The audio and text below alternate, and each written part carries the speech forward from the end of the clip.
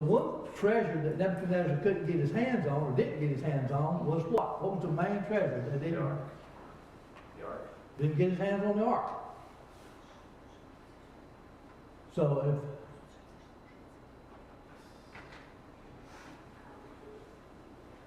if anybody know what ark is at today? Anybody got a clue what ark is at? The real ark. Well, I read, watched this documentary. It could be in Area 51. It could be. It could be over there, you know. But I read this documentary, and I read some and watched the documentary on where these people believe that the ark is actually under the center stone in the Muslim temple, where that big rock is standing there. So it's under that in a hole. That when it was built, the temple was built, there was a hiding place put in place on a tilting stone that put enough weight on one end, it would tilt it, and you could walk down under it, and then put your treasures down there, and you come out and you tilt it, and you come back down, and you just slide the stone over, and you would never know the wires are up. Well, they think that ark is still under there, but the Muslims, that stone they have in there, that big rock, is so religious to them, they won't nobody touch it. So that ark will be, unless somebody drills in from the side or comes in from another cavity to get it, it's going to be there. That's just one rumor where it's at. We know that in the end time, God will reveal the ark and the law to the people. Oh, yes. But anyway, we get, that was one of the things that Wooden got. So he took, what did he take? He took the cups, the candlesticks, some other things he took, especially the drinking vessels. And now on Sunday's lesson it says the king commanded that the sacred utensils of Jerusalem temple be used as drinking vessels. Nebuchadnezzar seized the vessels from Jerusalem temple, and he took them to the house of his gods, which shows that at least he respects their sacred status. But Belshazzar turns the sacred vessels into drinking utensils in the most profane way. Can I get somebody to look? Let's see, we got Daniel 5:4. We just talked about drink wine and praise gods and gold and silver and brass and iron, wood, and stone. And so, and we find out that that's not the right thing to do. There's a principle there, you know, we don't have those sacred tools, but our sanctuary, we also ask God to bless our sanctuary. We really wouldn't want to use our piano to play hard rock or something, and use our podium to have a rap. So even our sanctuary, we've asked the Lord's blessing on it, and we consider the things in here blessed, and we want to treat them with respect. Oh, I agree with you. I remember when I was probably 10 years old, 9 or 10 years old, we used to go to this church called the Church of God over. It's in Pickens, right outside Pickens, South Carolina. I had this guy, younger guy, he was probably just 16 years old. He could play the piano just as good as anybody could. And during prayers and stuff, he'd be playing some of those tunes and all. And just for some strange reason, he'd go off on the boogie woogie song. And his mom, all of a sudden you hear this. His mom whack him on the back of the head. He'd go back to playing the other tune. He'd do that over. I mean, just every time there's a prayer coming, you can count on that boogie woogie coming in there, and then you hear that. Well, she sat within 3 feet of it and never left him alone. And she'd keep him in tune on that piano. But boy, he could play the piano like just as good as anybody else. But I still remember that today because of Wendell. It was a mess. But if Belshazzar did these things, why do you think he felt like he needed to do that? I mean, there was plenty of cups, plenty of drink, sausages, or whatever else they drank out of. Why do you think he did that? I believe personally that he was fine about it. Because if you look at verse 4, it says that, and it's not just that, it's also in the order, in the verse, of the gold, the silver, of these gods, supposedly, that his grandfather, defied with the whole gold thing. But then you see all of these images that they're, except for the wood, you see the gold, the silver, the bronze, and they're all gods, and that they worship. So it's almost very, very disrespectful defiance. I think that young man knew a lot more than what we might think. Oh, I'm sure he did. I'm sure he was groomed from a little guy to take charge one day, and he knew about the laws and the judgments and everything supposed to happen. He knew about how much power he had, etc. If we go on down here, it says, on Sunday's lesson, it says, as a dream, stone appears last, although here it designates the material composites of idol stones as evoke God's judgment upon worldly enemies. And we go to Daniel 2, 44 and 45, it says, in the days of the king shall the God of heaven set up a kingdom which shall never be destroyed. And the kingdom shall not be left to other people, but it shall break in pieces, consume all the kingdom, and it shall stand forever. For as much as thou sawest that the stone was cut out of the mountain without hands, that it break into pieces, the iron, the brass, the clay, the silver, the gold, and the great God hath made known to the king that shall come to pass hereafter, and the dream is certain, and its interpretation thereof sure. And so we know what happened with that. We know what happened to Nebuchadnezzar. You know, we also know that he had that dream, and he was really upset because he couldn't remember it, not remember it, but didn't know what it meant. And of course, we know that Daniel was the one who went in and helped him understand it. What are the ways in which our society and culture profane the truth of God's word? How can we be careful not to take part in profaning even the subtle way? Bring your answers to class, etc. Does anybody have any way that you can remember or know what is the ways in which our society and culture profanes the truth of God's word? How do we profane? The thing that I kind of wrote down was that a lot of people and churches bend, what did I put? They bend it to suit their needs. They bend God's word to suit their desires. So we got the word to live by, but we need to make it fit us. We need to tool it to fit us. Right, instead of the other way around. Pick and choose little pieces to make it fit us. Okay? There's another way, Michael. Okay? We tend to put our cultures above things of God. So a lot of different cultures have what they have in their culture. And we're told that we have to overcome every hereditary and cultivated cultural tendency to evil. So because of our cultures, we can sometimes do this. And they had their cultures in Babylon. And one interesting thing, really quick, about the vessels that they acquired were vessels of the holy place. The most holy place, if you even went in there, not right, you're dead. So I almost think, in a sense, that God's providence in some way, that was something, because he wouldn't be able to rule, he wouldn't be able to learn. And see how God takes us along slowly? Somehow something happened where he was not allowed. He couldn't get in there. Well, if I remember correctly, inside we had the holy place, we had the candlesticks, some vessels, a table showbread, another small place to wash your hands, I think it was, one other item. But inside the holy place, inside the most holy place, was simply the Ark of the Covenant, and there were two cherubs, two big, huge wooden gold overladen cherubs there, with the wings coming down to the Ark. They're about 18 or so feet high, 18-foot wingspan, big. And so now, if I was going to come and to your house, and I was going to break into your house, and I knew you had a storage room where the most valuable thing you had would be in it. Now, do you not think that Nebuchadnezzar's group went into that most holy place? Now, if you're supposed to go into the most holy place, if you didn't go in there and you were unclean, wouldn't you be killed? That was what happened had happened a couple times when Moses had the tabernacle, and when they built the temple, they still had to do all the rituals. So if these soldiers who went into this most holy place, why didn't all of them get killed?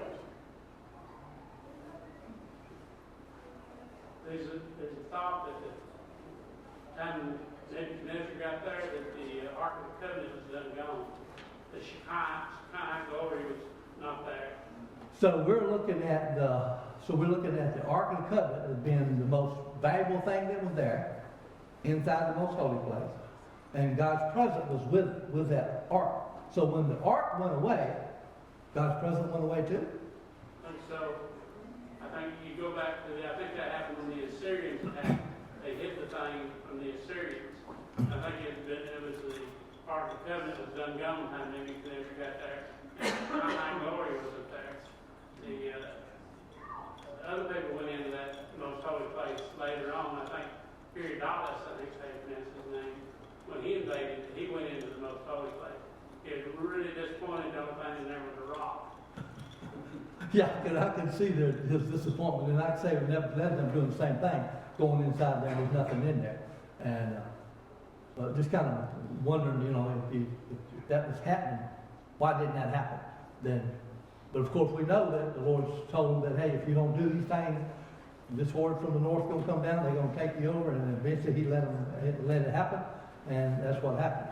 So, yeah, just food for thought, or material for food for thought. And an uninvited guest on Monday's lesson says Daniel 5 through 8. And, can I get somebody to read Daniel 5 through 8 for me? In the same hour came forth fingers of a man's hand, and looked over against the candlestick upon the plaster of the wall of the king's palace. And the king saw the part of the hand that wrote. Then the king's countenance was changed, and his thoughts troubled him, so that the joints of his loins were loosed, and his knees smote one against another. The king cried aloud to bring in the astrologers, the Chaldeans, and the soothsayers. And the king spake and said to the wise men of Babylon, Whosoever shall read this writing, and show me the interpretation thereof, shall be clothed with scarlet, and have a chain of gold about his neck, and shall be the third ruler in the kingdom. Then came in all the king's wise men, but they could not read the writing, nor make known to the king the interpretation thereof. Now, like I said, I got this other little tidbit from Amazing Facts that it talks about his joints and his loins being loose and stuff, that he was so upset and it startled him so bad that he actually lost control. Now that's being pretty scary. Of course, now he was more than likely pretty intoxicated by this time, and which was definitely a no-no that he was not supposed to be doing, and he did. But still, even if he hadn't been intoxicated, it's still everything. We know that no matter what happened and no matter what's going on, Babylon's going to fall. It's predestined. The Lord's already told it, said it's going to happen, and it's going to happen. Whatever He says happens, it happens. And so he's sitting there, he sees this happening, and he loses it, and he's so scared. You ever been so scared that you can't hardly move? You ever been so scared you can't hardly move? I've been startled one time. I was startled one time. Give us one example. This was I might have mentioned the story before. I was driving from North Carolina to Kingsland, Georgia, and I ran out of gas. And I could see this gas station up there. It's one of those, I don't know what, had a bunch of spikes coming out, and the light start in the middle, and it goes, and then and I could see it. It looked like it was just about a mile away. Well, it turned that thing's about 3 miles away. So I walk. I get up there, and found a gallon jug, some kind of antifreeze jug, I think it was, and I put some gas in it, and I walk all the way back. And as I left, I looked back. I got about a half a mile from the truck, and I turned back and looked, and I seen one set of my park lights. It's okay. Just past the bridge, there's park lights. So I walk. Get back down, put a little gas in the tank, put a little bit in the carburetor, crank it up, and it's sitting there running. So I walk around, going to put the last bit of that gas into the gas tank, and I run, or walked right into another guy, As I was coming back down the road, I seen 2 sets of flashing lights. Okay. So I walked this my truck, I stopped first, because I figured the second one would done the same thing and they'd already gone by. Well, it had just happened, and I walked around the back of that truck and I hit the walk belly to belly right into this black dude, must have been about 7 foot high. Boom! And I'm going like, ah! Screamed like a girl. You know, I screamed like a girl. But at the same time, he did the same thing. He backed at me going, ah! We're both standing there screaming at one another. And I was so, just like this. This last thing in the world I expected to do was to run into something at the back of my truck. I mean, just bam! And out comes the scream, and he screamed. And I'm telling him, don't do that. He said, you don't do that.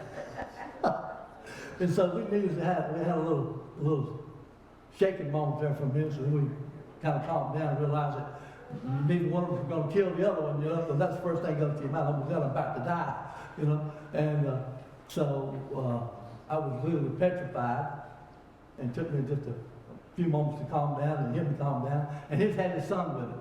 And Mel, if you've ever been in front of a Toyota pickup truck, especially in '81, they're not very wide. Well, I got in that truck, his son got in the truck, and he got on it, and I was having to sit sideways like this to drive the truck because they were big boys. And took them on to the gas station, dropped them off, and they got a ride back. So I had to walk off. I was upset because I had to walk all the way up and all the way back, and he got a ride up there, and he got a ride back. So anyway, that's my experience of getting so scared that I couldn't hardly do anything. It only lasted, luckily for me, just a few seconds, or maybe a minute, somewhere along. I don't remember. It wasn't very long. So when he gets this scared, the first thing he asks for is what? What's the first thing he asks for? Go get the astrologers, the soothsayers. Has anybody, well, I'm sure none of these Adventists have ever been to a soothsayer. I've never been to a soothsayer, fortune teller, or anybody like that. So I wonder how many times these soothsayers, what they had said, come true. Well, okay, we know that he calls for these soothsayers and stuff, and they look at this stuff on the wall, writing on the wall, and nothing can be, they don't have a clue. They can read it. So they believe the writing was in Aramaic, and they knew how to read Aramaic, and so they kind of knew what the word said, but they didn't know what it meant. Okay, let's see here. You know, I didn't realize that writing was in their own language until this lesson. I don't know why, but it never hit me. Me either. I mean, But same thing. It's amazing that they looked at something and they couldn't decipher what that meant.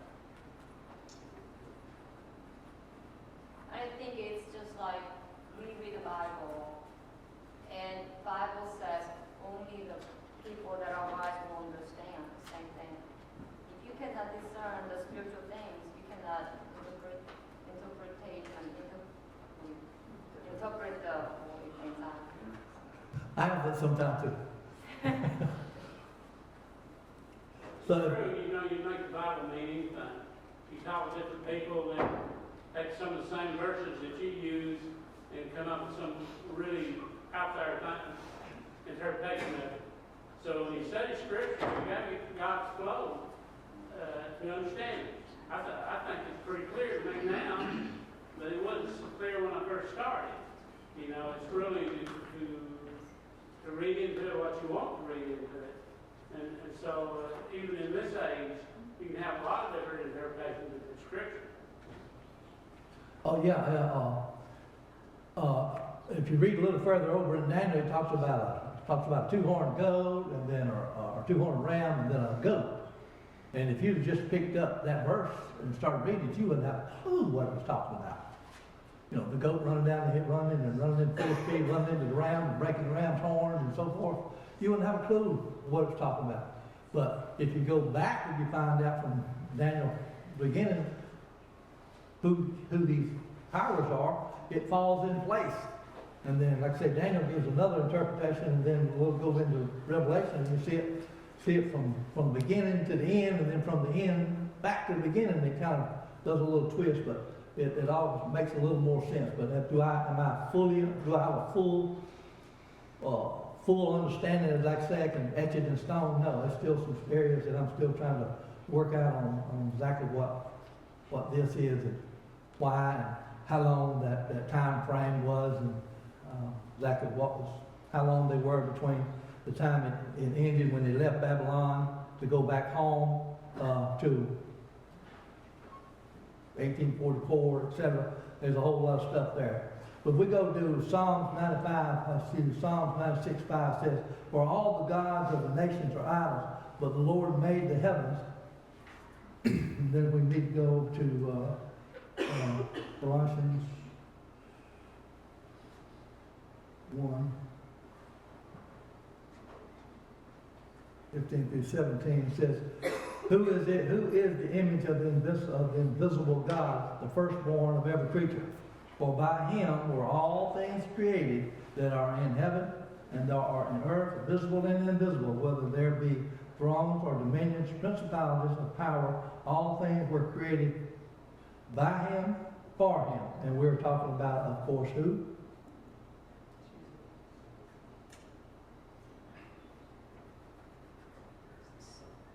Somebody?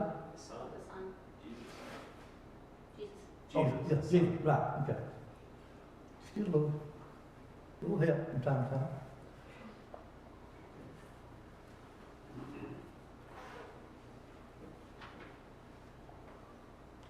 It says on the middle of Monday's lessons, on top of all things, then the king attempts to find wisdom in the wrong places. The Babylonian experts cannot uncover the meaning of the image. It is written in their own language, Aramaic, and shall see tomorrow, but they cannot make sense of the words. This might remind us of what the Lord speaks through Isaiah. For the wisdom of the wise men shall perish, and the understanding of the prudent men shall be hidden. And see what Psalms 29:14 says.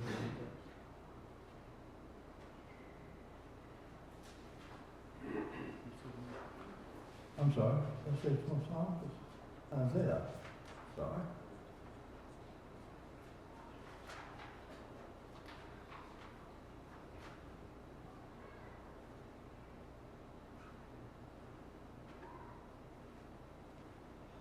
Therefore, behold, I will proceed to do the marvelous work among these people, even the marvelous work and a wonder.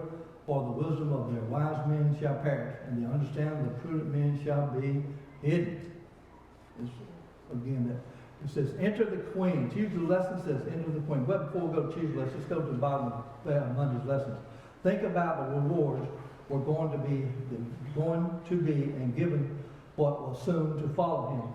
Worthless those rewards really were. What should this tell us about just how fleeting things in the world can be, and why we always need to keep the perspectives of eternity on our mind and all we do?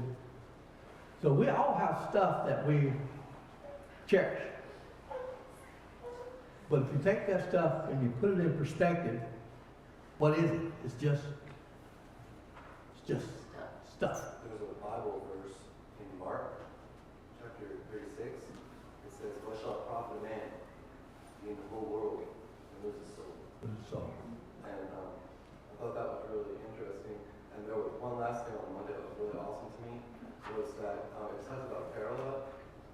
When Nebuchadnezzar in Daniel 3, not 2, but in 3, throws the guys in, shows Hananiah, Azariah, and Mishael in the fire, Nebuchadnezzar sees the fourth.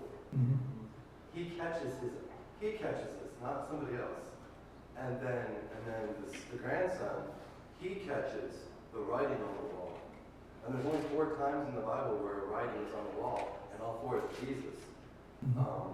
You have it in Exodus 31, Daniel 5, John 8, 6 through 9, and it's in Revelation 2:17. He says, "And he will write a new name on your heart." So it's really awesome that every time this writing is Jesus, and he interferes in the affairs of men.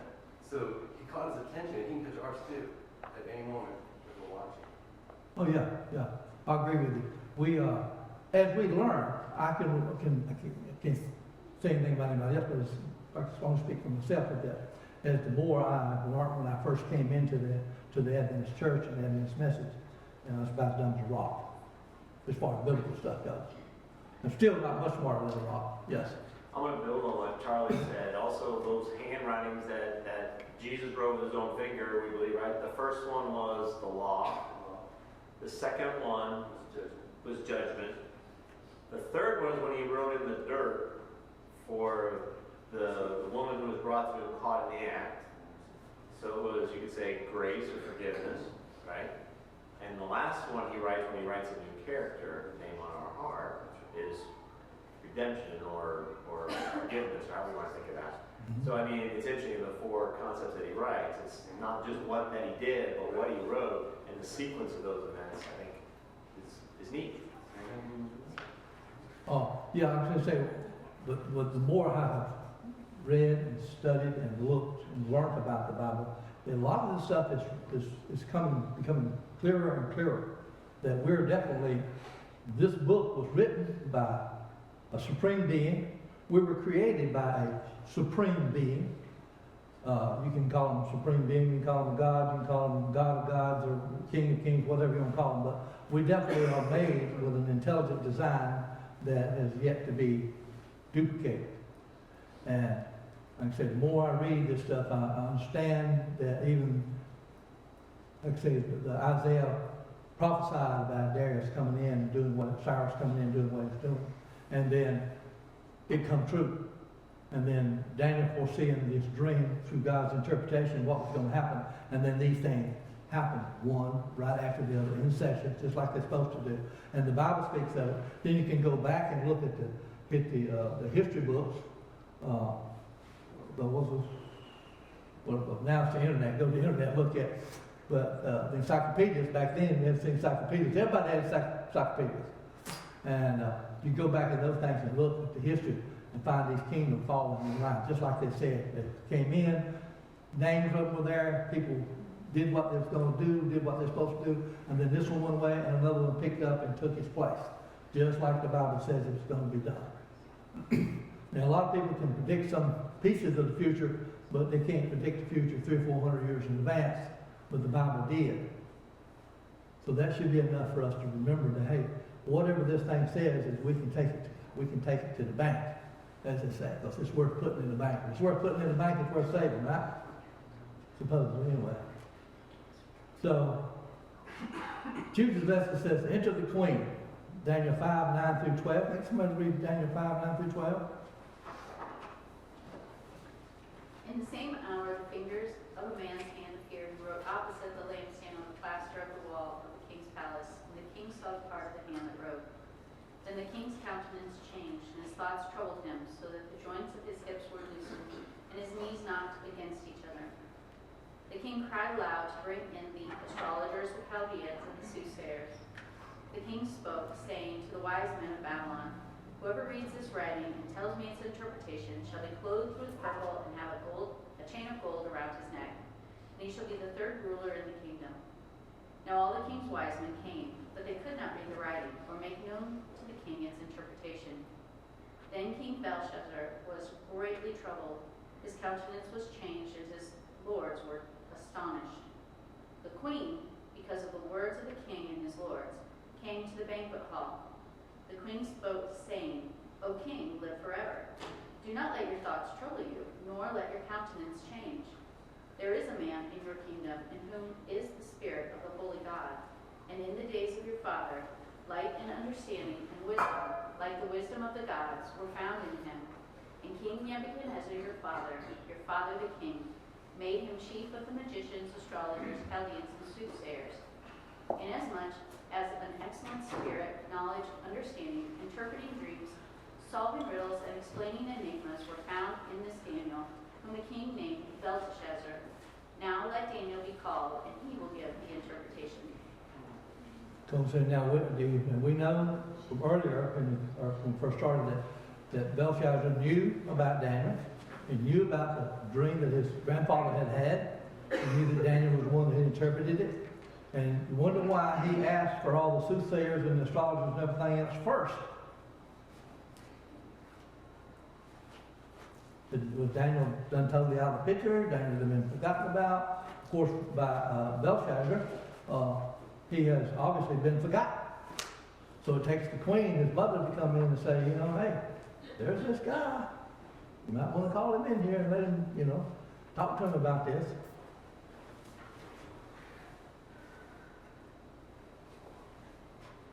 So, as we read on here, the Bible says, as the banquet hall is thrown into confusion because of a mysterious message on the wall, the queen comes to provide directions to the fundal king. She reminds him, the king, about Daniel, whose ability to interpret dreams and solve mysteries have been demonstrated during the time of Nebuchadnezzar. If Belshazzar was as smart as his predecessors, he would have known where to turn to find the meaning of the mysterious writing. The intervention of the queen's proverbs necessary for the king, who at this point seemed utterly at a loss of what to do next. And now I have to admit, if I was sitting in a chair somewhere in my own house or wherever, and all of a sudden I saw some writing on the wall, I might be a little wonder what's going on. If it happened to you today, what would you think? Was it laser? Was it writing on the wall by a laser like Stone Mountain? Was it Somebody, or me, made a big boo.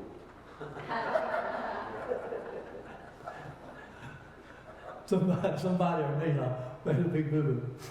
But today, there's so many different things that can do that very thing.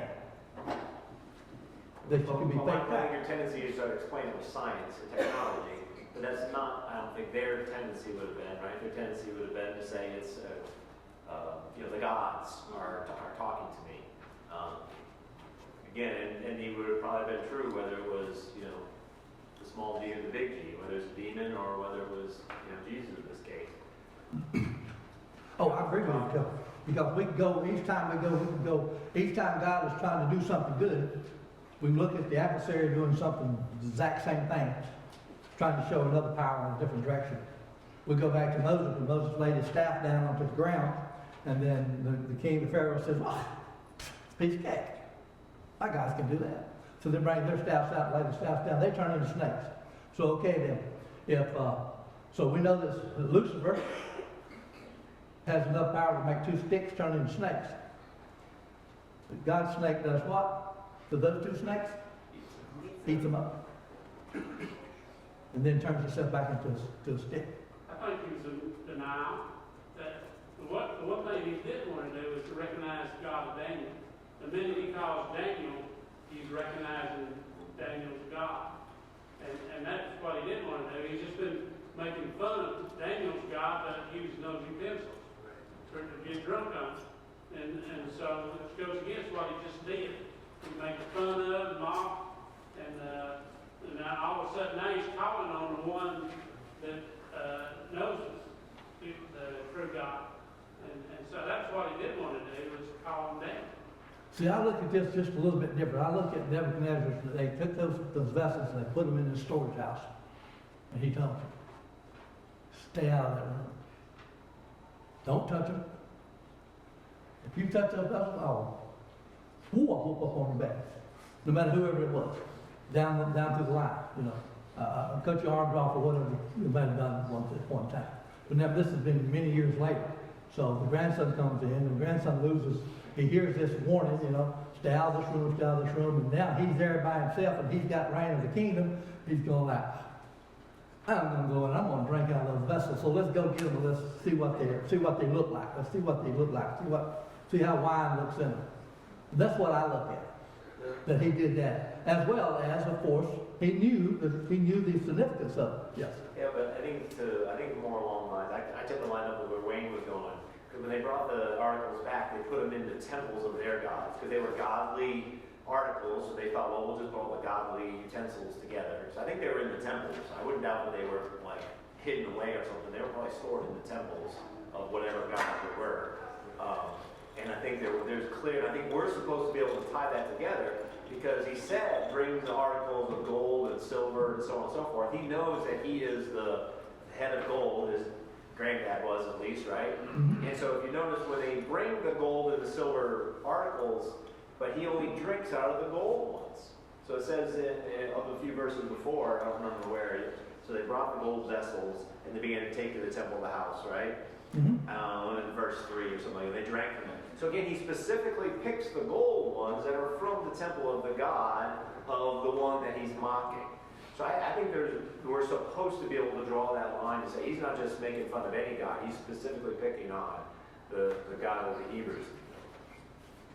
Right, 'cause- and you're more than likely right. Yeah. But like I say, when I was first reading this, go ahead, man. I believe the Chaucer knew about his grandfather. Oh yeah. Oh, yeah. All the things Oh, yeah. he knew. Yeah. But unfortunately, alcohol clouds your mind completely. Even if he knew and maybe were a little bit afraid of things, but the alcohol completely destroyed his mind and he didn't care what he did. Other than Satan must have been pushing in there, go and get those things in there, you need to drink of those things. Oh, yeah, that's what I said earlier. We have, Babylon, we knew they were a pagan bunch all together, all except for Nebuchadnezzar. Finally, he was rebellious, but he finally come around after he had to eat grass for like, was it 7 years or so? He ate grass, he came back, then he came around, and as far as we know, he's going to be in the kingdom. But the rest of them are still, they still haven't got to where Nebuchadnezzar was when he passed away. Just like a lot of us. There's a lot of us are, some of the Adventists, a lot of you are way up here on your track to heaven, and I'm still down here. We're all on the same track. Well, it may be, but you may have a little more knowledge and a little more But knowledge doesn't get you into the kingdom.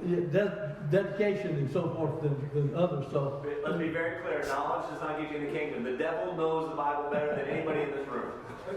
Knowledge does not get you into the kingdom. I understand. Be very clear. Does the knowledge keep you out of the kingdom?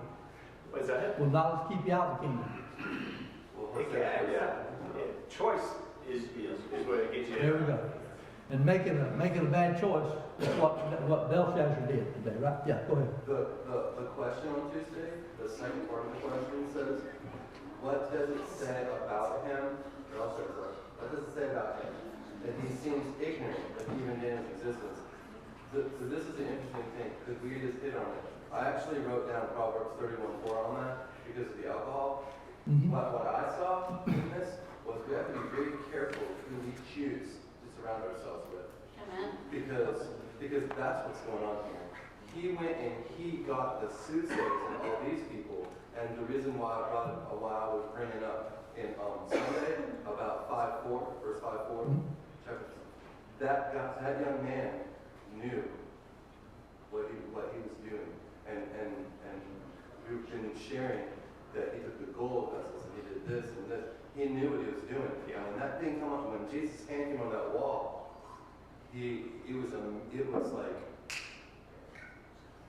you just went over the line. So he profaned the Holy Spirit? Yes. Done. Done. Over with, done. End of question, no way out. Still that night. Yes, no way out. So, no chance to repent. But he didn't give him a chance to repent. Did you have something else, brother? Did you have something else? Okay, sorry. His cup was filled, like in Revelation. That cup was Oh, yeah. His field. So, okay, we know what happens here. We know that the writing on the wall. We know that Daniel was called and he gave them the interpretation of it. And the interpretation. Someone want to tell me the interpretation of the first word was what? You have been found what? Wanted. Second was Finkel was been weighed. And the third one was pressed. Now, I often wonder why they went from Eupharsin to pressed in the Bible here. It says right here in Daniel 5:25, says, and this is the writing that was written, Mimi, Tinkle, Eupharsin. Are you Harsin or Farsin? This is the interpretation of the things meaning God has numbered thy kingdom. God has numbered thy kingdom and finished it. Tinkle, thou art weighed in the balance and are found wanting. Prayest, thy kingdom is divided and given to the means of persons.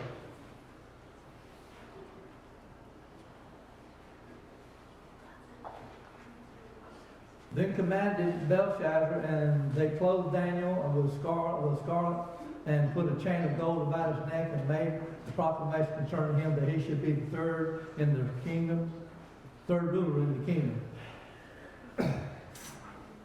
Now, when Darius comes in, and he takes.